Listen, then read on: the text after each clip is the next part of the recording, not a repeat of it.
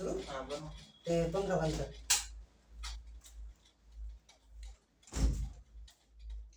नमो बुद्धाय, जय शिवराय, जय भीम. सावळे गुरुजी यूट्यूब चॅनलच्या माध्यमातून आपलं सर्वांचं स्वागत. बंधू आणि भगिनींनो, आज आपण विषय घेऊन आलेलो आहोत अंधश्रद्धेवर मात कशी करायची. बुवाबाजी. बंधूंनो, या देशामध्ये बुवाबाजी आणि अंधश्रद्धा खूप बोकाळलेली आहे. या देशात बहुजन समाजाचे लोक खूप शिकलेले आहेत, सवरलेले आहेत, परंतु तेच लोक अंधश्रद्धेला बळी पडत आहेत.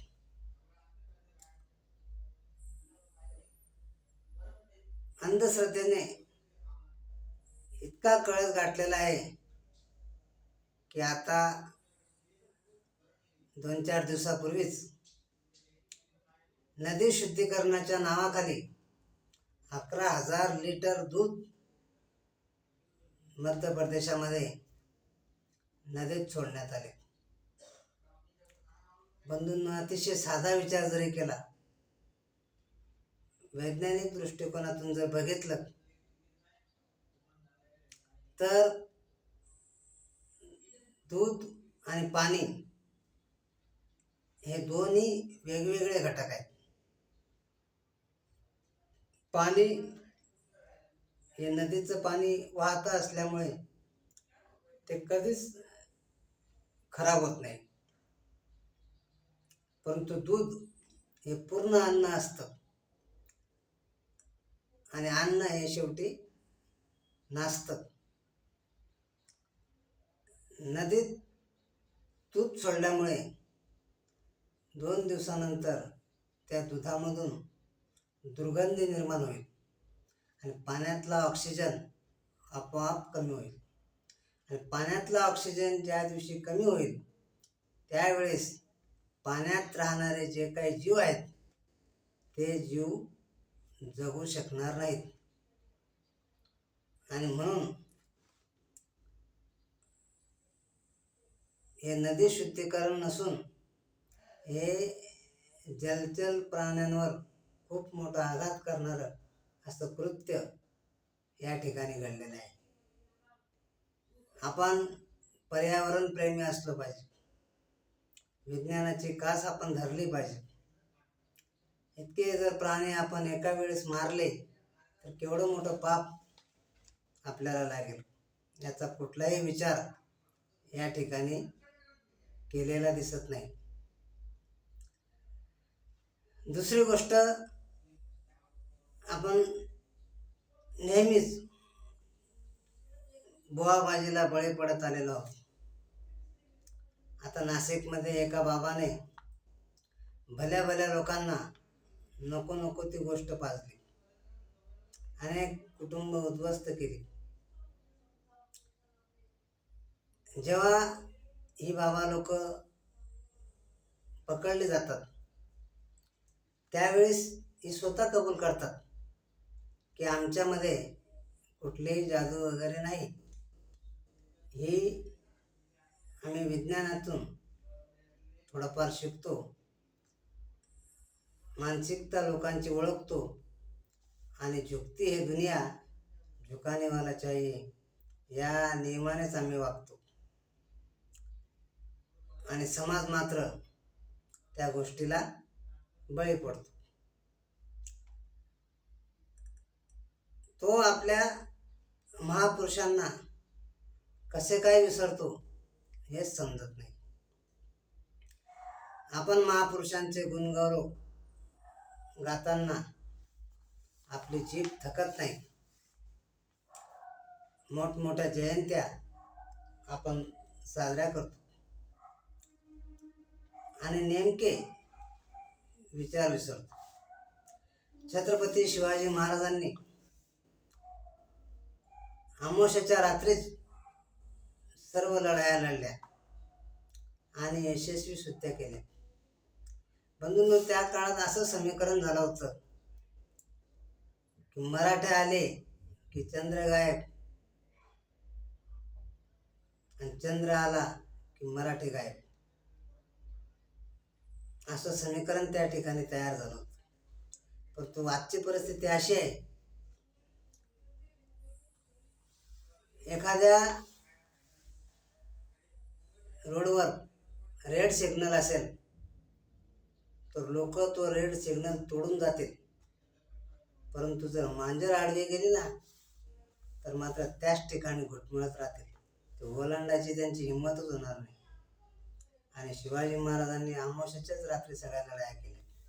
किती मोठा आदर्श आपण महाराजांकडून घेऊ शकतो. कुठलीही अंधश्रद्धा त्यांनी जोपासली नाही. तुकाराम महाराज वारकरी संप्रदायाचे होते. अगदी नामदेव महाराजांपासून तुकाराम महाराजांपर्यंत वारकरी संप्रदाय हा, वारकरी या शब्दाचा अर्थच असा काय आहे की वारकरी म्हणजे वार करणारा. मग नेमका त्यांनी कशावर वार केला? महाराजांनी अंधश्रद्धेवर वार केला, गलिच्छ चालीरीतींवर वार केला. परंतु आता वारकरी हा वारकरीच राहिला नाही. तुकाराम महाराज नेहमी अंधश्रद्धेवर बोलत असत. प्रबोधनकार ठाकरे यांनी तर सरळ सरळ म्हटलंय की वारकरी संप्रदाय जो आहे तो बुद्धाला मानणारा संप्रदाय आहे, बुद्धाच्या विचारांवर प्रभावित झालेला संप्रदाय आहे. कारण वारकरी संप्रदायामध्ये पंचशिलेला खूप महत्व आहे. वारकरी संप्रदायातले लोक शाकाहारी आहेत, परश्री माते समान मानतात, अनेक प्रकारचे पंचशील ते पाळण्याचा प्रयत्न करतात. म्हणून प्रबोधनकार ठाकरे यांनी स्वतः म्हटलेले आहे की वारकरी संप्रदाय आणि या वारकरी संप्रदायामध्ये बहुजन समाज मोठ्या प्रमाणात आहे. तुकाराम महाराजांनी वेळोवेळी अंधश्रद्धेवर प्रहार केलेले आहेत. अनेक त्यांच्या अभंगातून त्यांनी सांगितले आहे, तीर्थे धोंडा पाणी देव रोकडा सज्जनी, नवसे कन्या पुत्र होती मग करणे का लागते पती. असं तुकाराम महाराजांनी अनेकदा लोकांची कान उघडणी केलेली आहे. याच नंतर तुकाराम महाराजांचा धागा पकडून गाडगे महाराजांनी सुद्धा अंधश्रद्धेवर, गाडगे महाराजांना तर अंधश्रद्धेचे कर्दनकाळ असं म्हणतात, त्यांनी सुद्धा समाजामध्ये खूप जागृती केली. त्यानंतर ज्या काळामध्ये ब्राह्मणांचं वर्चस्व होतं त्या काळामध्ये क्रांतिबा ज्योतिबा फुले यांनी गुलामगिरी नावाचं पुस्तक लिहिलं 1873ला. आणि त्या पुस्तकामध्ये त्यांनी इतकं जबरदस्त लिहिलेलं आहे, ते पुस्तक जर आपण वाचलं तर आपल्या डोक्यामध्ये प्रकाश पडल्याशिवाय राहणार नाही.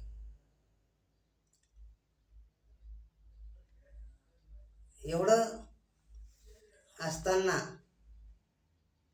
आपण आपल्या महापुरुषांचे हे विचार कसे काय विसरतो, हाच खूप मोठा प्रश्न आहे.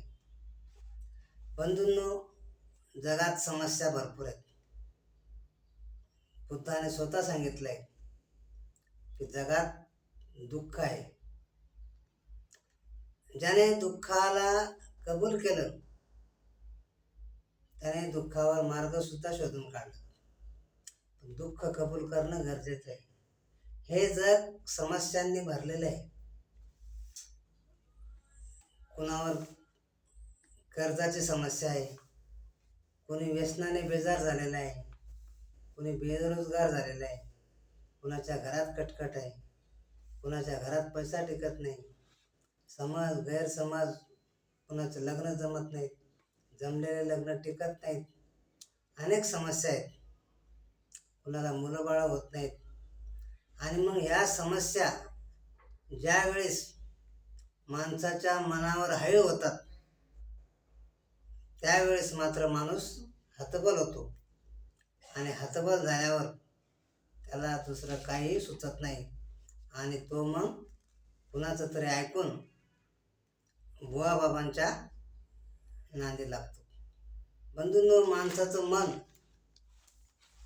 हे इतकं भयानक आहे की जर का माणसाचं मन चांगलं असेल, कुशल असेल, तर एखादा जवळचा नातेवाईक सुद्धा त्याचं भलं करू शकत नाही, इतकं मन त्याचं भलं करतं. आणि तेच मन जर वाईट असेल तर बैलाच्या खोरीच्या मागे जसं गाडीचं चाक चालतं त्याचप्रमाणे दुःख माणसाच्या मागे चालतं. मन जर चांगलं असेल तर त्याच चाकाप्रमाणे सुख त्याच्या मागे धावतं आणि मन जर वाईट असेल तर त्याच चाकाप्रमाणे दुःख त्याच्या मागे धावतं. भगवान बुद्ध म्हणतात की जगात दुःख आहे, दुःखाला कारण आहे, दुःख निवारण्याचा मार्ग सुद्धा आहे. बंधूंनो, आपण या अंधश्रद्धेतून मुक्त होऊ शकतो, पण त्यासाठी आपल्याला भगवान बुद्धांच्या आर्य अष्टांगिक मार्गातले 3 तत्वांचा सतत सराव करावा लागेल. कारण हे जे 3 तत्व आहे हे मनाभोवती फिरत असतात आणि अंधश्रद्धा हा मानसिक आजार आहे. भगवान बुद्धांनी मनावर खूप भर दिलेला आहे की ज्या वाईट आणि चांगल्या गोष्टी उगम पावतात त्या मनातूनच उगम पावतात. म्हणून धम्माचा केंद्रबिंदू माणूस आहे आणि माणसाचा केंद्रबिंदू मन आहे. ज्याचं मन ताब्यात राहील, ज्याचं मन शुद्ध राहील, त्याला कुठल्याही प्रकारचा दुःख होणार नाही. आता एक यूट्यूबवर एका साधूने सांगितलं की जर तुमचं मन मजबूत असेल तर तुमच्यावर कुठलाही जादूटोणा काम करणार नाही, आणि जर तुमचं मन कमजोर असेल तर मग तुमच्यावर जादूटोणा हवी होईल. म्हणजे सगळं काही मनावर असतं आणि भगवान बुद्धांनी सुद्धा मनावरच काम केलेलं आहे. मग मनासाठी या 3 गोष्टी भगवान बुद्धांनी सांगितलेल्या आहेत. पहिली गोष्ट आहे सम्यक व्यायाम, दुसरी आहे सम्यक स्मृती आणि तिसरी आहे सम्यक समाधी. या सम्यक व्यायामामध्ये तुम्हाला काय करायचं आहे की तुमच्याबद्दल नेहमी सकारात्मक विचार करायचे, स्वतःबद्दल निगेटिव्ह विचार अजिबात करायचे नाही. मी सुखी होत आहे, आनंदी होत आहे, माझी भरभराट होत आहे, असे आपल्याबद्दल जेवढे आपल्याला चांगले विचार करता येतील तेवढे चांगले विचार करायचे. किंवा आपल्या मनात जे विचार येत असतील, वाईट विचार जरी येत असतील तरी त्या वाईट विचारांना चांगल्या विचारामध्ये परावर्तित करायचे. हेच सम्यक व्यायाम आपल्याला सांगतो. यानंतर सम्यक स्मृती काय सांगते की सम्यक स्मृती सांगते की आपण छत्रपती शिवाजी महाराज, भगवान बुद्ध, परमपूज्य महात्मा ज्योतिबा फुले, परमपूज्य डॉक्टर बाबासाहेब आंबेडकर यांचे अनुयायी आहोत. यांच्या अनुयायी आपण असताना आपण असं व्हायला नको, स्मृती आपल्याला सांगते, आपली जागरूकता निर्माण होते. आणि जर आपण या महापुरुषांना आपले आदर्श मानतो तर मग आपल्या हातून असं घडता कामा नये, हे सम्यक स्मृती आपल्याला सांगेल. आणि सम्यक समाधी काय करेल? सम्यक समाधी म्हणजे ध्यानधारणा. या ध्यानधारणेमध्ये आपलं मन एकाग्र होत असतं आणि मन एकाग्र झालं की ते नेहमी चांगल्याच गोष्टी करत असतो आणि या गोष्टींचा आपल्याला नेहमी सराव करावा लागेल. ज्यावेळेस आपण या 3 तत्वांचा नेहमी सराव करू त्यावेळेस अंधश्रद्धा नावाचा रोग आपला आपोआप बरा होईल.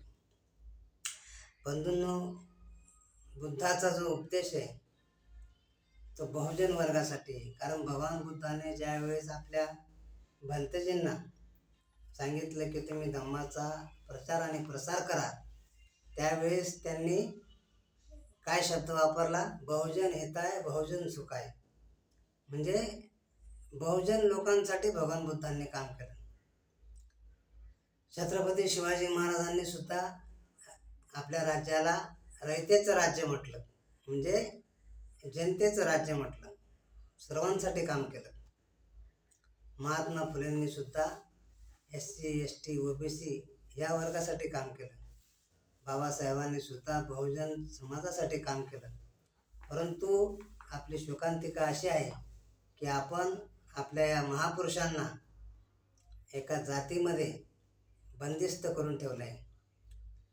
महापुरुष हे सर्वांचे असतात, त्यांचे विचार सर्वांनी आचरणात आणायचे असतात आणि आपला उद्धार करून घ्यायचा असतो.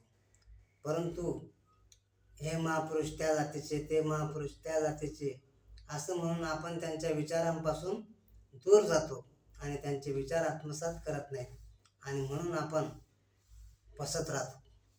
बंधूंनो, मागे मी ओ माय गॉड पिक्चर पाहिला होता. त्यामध्ये अक्षय कुमार असतो आणि परेश रावल हा देवावर केस करतो. त्या चित्रपटामध्ये शेवटी मिथुन चक्रवर्ती सुद्धा एक बाबा दाखवलेला आहे. तो मिथुन चक्रवर्ती स्वतः म्हणतो की तुम्ही कितीही केसी करा, आमच्याबद्दल समाजामध्ये कितीही वावड्या उठवा, परंतु जोपर्यंत या समाजामध्ये अंधभक्त आहेत तोपर्यंत आमच्या बाबा लोकांचं दुकान हे चालल्याशिवाय राहणार नाही. हे त्या पिक्चरमध्ये मिथुन चक्रवर्तीने केलेला संवाद आहे आणि हा संवाद 100% खरा आहे. कारण आजही तेच घडत आहे. अनेक बाबा नको नको त्या गुन्ह्यांमध्ये जेलमध्ये बंद असताना आज त्यांचे भक्त बाहेर त्यांच्या पादुकांची पूजा करीत आहेत आणि सत्य. म्हणून बंधूंनो, बहुजन समाजाने भरकटू नये, योग्य मार्गावर यावे, यातच सर्वांचं हित आहे. एवढंच या ठिकाणी सांगेन. बुद्धाच्या धम्माच्या संघाच्या बलाने आपलं सर्वांचं जयमंगल हो अशी अपेक्षा व्यक्त करतो आणि याच ठिकाणी थांबतो. जय भीम, जय संविधान.